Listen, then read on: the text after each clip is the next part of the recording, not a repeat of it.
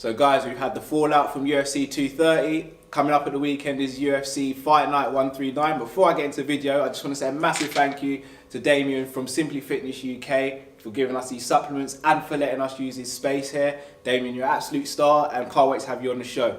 You finally got something now, Cal, which you'll be able to take to and beat me in a race. Because I don't think you've ever beaten me. I can tell you the last time we've had a race, but still, I am undefeated. So yeah, you're take right. As much as you can, mate. Well, you can take these to help you beat me in high jump. So. All right, let's move on, Cal. Let's move on. There we go. Welcome to the show.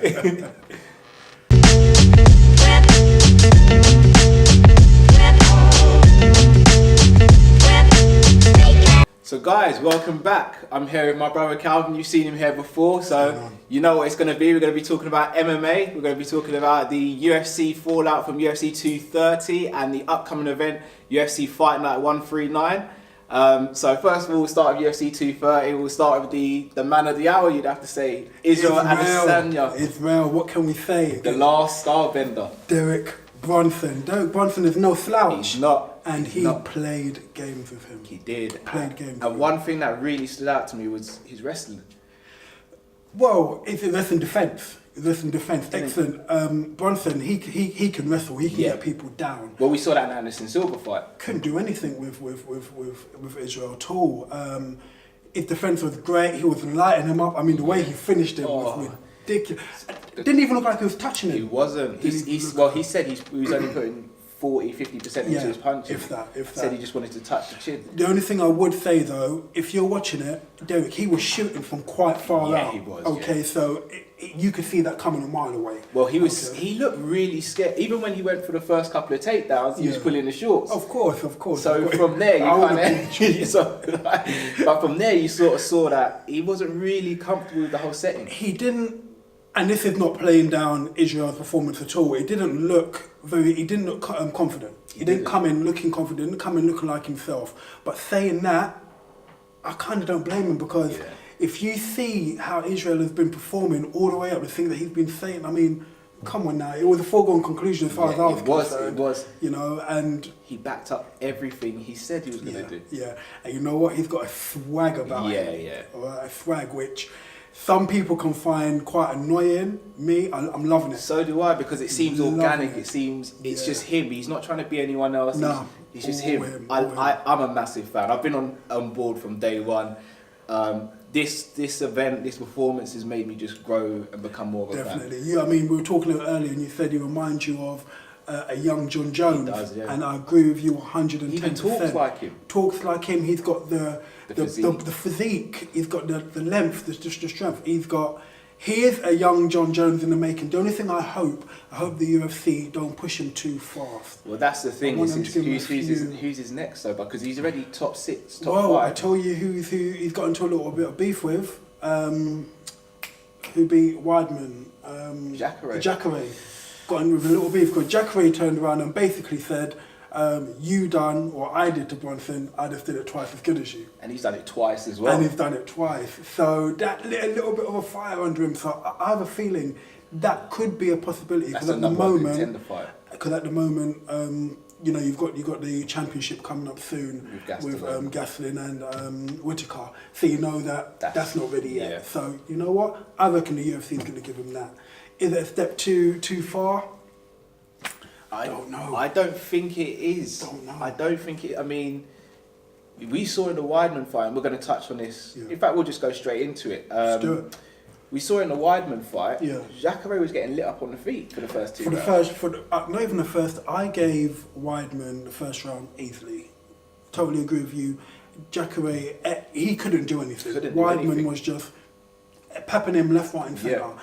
What I noticed from the second round, Jacare he adjusted excellently. I gave Jacare the second round quite comfortably. Did you? Reason being, at the beginning of the round he was still getting popped up, but he changed up his game. He started backing up Weidman, and he was doing some dirty boxing. He was coming in, he was chasing him down, he was going to the body. His body shots were brilliant. Body shots, and that's what was getting Weidman down. So personally, I gave him that second round and then the finish. A ferocious punch. The finish. Ferocious punch. But have you noticed that Weidman, he loses in the third round quite a bit? He does. Loses quite a bit in the third round. Rockhold, it was the third round he started his demise. Yeah. Romero with the flying knee, third round, and this one in the third round. I think, and there's been a lot of controversy about whether, was it Dan? It's Dan Mergliotta? Yeah, Dan Mergliotta. Should he have stopped it earlier? Yeah. I believe he should have. Definitely. I think as soon as Weidman hit the floor, he was out Yeah. straight away. And Jacko even stood back and said, "Are you going to stop Finish it?" this. And they gave him 2 more thump, and then he Even when he hit him the second and third time and Mergliotta actually stopped it, you see Jacare tapping the ref and saying, "What was that? What are you doing?" Yeah. Jacare, you know what? I would like to see him get a shot only because, you know what? He's a veteran. He's been around for so long. He's been grinding. He's 39 years old, which is very young, I might say. 39, 40, still very young. For some people, not me. Not me. 39. In the world of fighting, that's an old man, okay? But he deserves his dues. I would like to see him get a shot. I think he deserves it. However, as I said, I think they might give him Israel, and I don't know. This is the thing. If Whittaker beats Gastelum, is there an argument to say then Jacare's already lost to Whittaker convincingly as well? And then also Gastelum, he lost to Gastelum. It was a split decision, but he still lost. He still lost. I think that performance against Weidman, I think that gives him a little push in the right I agree. direction. And if he has a good fight against Israel and he beats him, then you can't make no dispute on that. You're there 100%. I mean, the only other two you've got in the middleweight division that could make an argument is Rockhold and Romero, but neither have been active. Rockhold's carrying injuries. Romero's already had 2 fights. Rockhold, no. Okay, he's just not up there anymore. He needs to go to light heavyweight, and so does Romero, to be honest. Yeah. But the Romero fight that's coming up, that's just exciting, and I'm sure we'll touch on that another time. Romero Costa. You know what? That's just 2 gods of physique in the octagon. That's like what, 12 pack each. Listen, all I'm saying is when they're fighting, I'm wearing clothes. Weidman, what's happening with Weidman, man?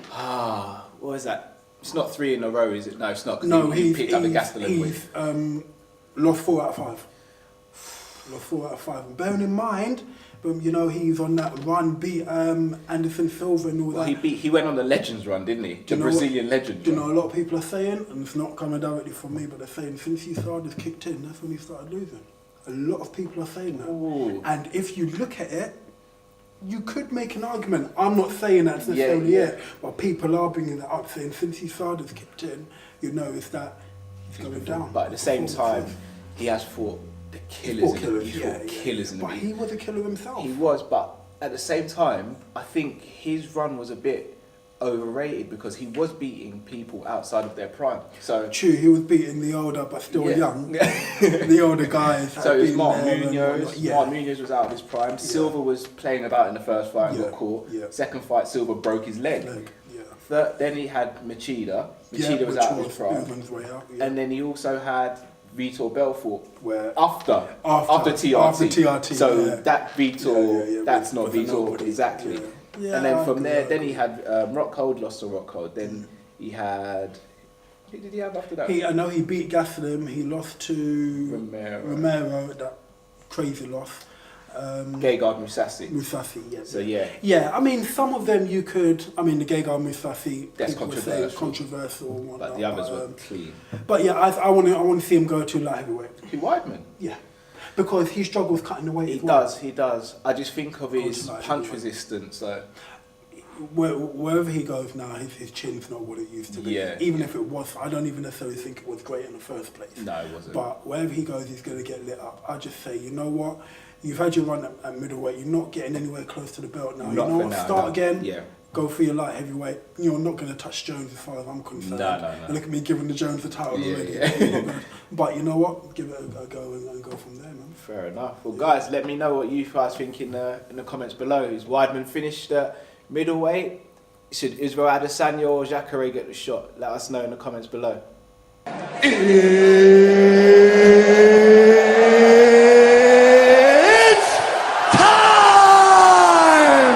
So now we move on to the champ. This is going to really split me and Kalvin. I'm a massive Cormier fan, but I'm also a massive Lewis fan. So I actually wanted Lewis to win this purely because it's a fairy tale story. But I'm also not unhappy that DC won it because I'm a massive fan of DC. I'm unhappy. I don't like DC. I know you're not a DC fan. I fan. do not like DC at all. But he did what we knew he was going to do. There was no doubt in my mind that DC was going to win. No doubt. That Lewis was going to win. No, DC. I thought DC would win. Oh, yeah, sorry. I thought DC would win. There was no doubt in my mind. I wanted Lewis to win, as you said, for the story, and I do not like Cormier at all. However, I don't get it. Oh, don't get me started. Saying that though, the only way I thought that DC might win, obviously he's got that punch. Because even in the post-fight, DC said that he punches harder than Johnson. Yeah. Okay? To me, Lewis has that if factor. If he catches you, you're going down. It's done. But he's got to catch you. And you know what? He was never going to catch Cormier. Nah, Cormier's too smart. Cormier's got too many skills to bring to the table. Quick. He's quality. You know what? As much as I don't like him, I've got to give respect. He is an excellent fighter. I personally think the only person in the UFC period that will beat Cormier 99 out of 100 times is Jones. You know what? 100 out of 100 times is Jones. And maybe Kane, if Kane was active and they weren't, best of friends. Apart from that, respect to where respect is due. He's a phenomenal champion. You have to give it to him. As you said, apart from Jones. But everyone's got that kryptonite, haven't they? And Jones is his. What do you make of him and Brock? I don't like it. Once again, I can't stand it. I don't like it. I'll touch back on the supplements because these are clean. These are not what Brock's taking. Brock's not taking clean supplements. No doubt. I don't like it. I don't like the idea of a fighter who comes back after years, gets popped for steroids against Mark Hunt, and then he's coming back after years after being on steroids again, and now he's getting a title shot. I don't like it. It's money. It is, and I get where DC's coming. The only person I'm happy for is DC because he's going to get a fantastic payday on his last fight. And he'll walk away. But I don't like the fact that it's Brock who's also getting a payday and also getting the limelight. Because it's not fair. It's not fair on the rest of the roster either. Can I say I don't think DC will walk? I think him and Jones are going to have a third fight. You think he'll fight past I actually do think him and Jones will have that third fight. So you think he'll fight past I think he will fight Jones for his last fight. Because I think he wants to get that win. I don't think he will. That's the thing. But in his mind, he can beat Jones. The only way he beats Jones is at heavyweight. I don't even think he beats Jones at heavyweight. Reason being, he is a small heavyweight. In terms of height. But you're right, because he actually weighed quite a bit. He's about 250. But Jones has got, to me, too many advantages. All Cormier's got will be that weight advantage. But Jones will be walking in at around 230. So Cormier's going to have 15, 20 pounds on top of it. Which he has enough at light heavyweight. Generally, anyway. Apart from that, what else are you bringing to the table? However, in Cormier's mindset, he can beat Jones. So I think that he might go for that and then just roll off into the sunset. I don't see him beating Jones. He can't beat Jones. I don't but see it in his happening. own mind, you know what I mean? That's just my opinion at this moment. A lot of people are saying that. I feel he will walk away after the Brock fight. I hope he does. As much as I don't like him, I hope he gets the Brock fight, he wins, he gets a massive payday. Yeah. You know what? Go off, you're a legend in the sport, respect to you, go and do your thing. I still don't like you. So on that note, DC, if you're watching, that's him saying that, not me. You are the baddest man on the planet. I don't want no trouble. Come and see me. You'll have to catch me because I'll be the one running down the road, but you know what I mean? So guys, let us know what happens next with DC. Does he stay around past his 40th birthday and fight Jones? Let me know in the comments below.